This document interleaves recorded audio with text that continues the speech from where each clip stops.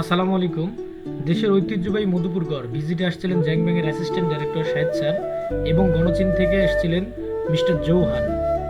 তাদের সাথে নিয়ে গাছ পাকা আনারসের স্বাদ নেবার জন্য সরাসরি চলে আসলাম দুলাল ভাইয়ের আনারসের ডালে।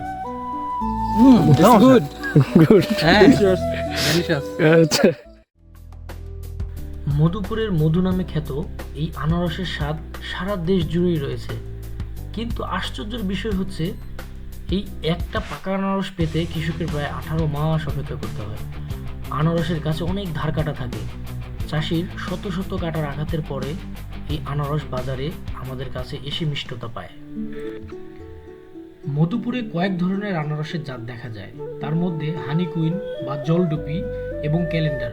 এর মধ্যে জলডুপি খুবই মিষ্টি ও সুস্বাদু আনারস, কিন্তু দুঃখের বিষয় হচ্ছে অতিরিক্ত হরমোন ব্যবহারের ফলে আনারস তার প্রকৃত মিষ্টতার ঐতিহ্য হারাতে বসেছে। চীন দেশের মেহমান নিয়ে দুলাল ভাইয়ের আনারসের বাগানে এসে সরাসরি গাছ পাকা আনারস খাওয়ার অভিজ্ঞতা চিরস্মরণীয় হয়ে থাকবে। এই জন্য দুলাল ভাইকে অসংখ্য ধন্যবাদ। তবে আনারস খাওয়ার ক্ষেত্রে অনেকেই একটু লবণ, কাঁচামরিচ, সরিষার তেল দিয়ে স্বাদ আরেকটু বাড়িয়ে তোলে।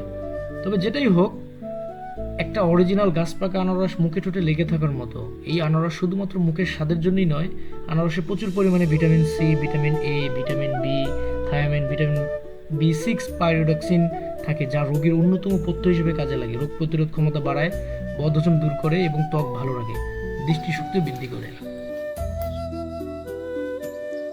এই যে এক্সপেরিয়েন্স জমিতে এসে সরাসরি কেটে খাওয়া খুব সুন্দর স্যার।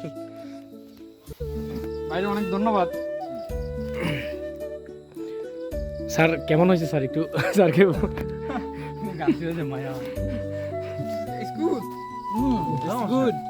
গুড। হ্যাঁ, delicious.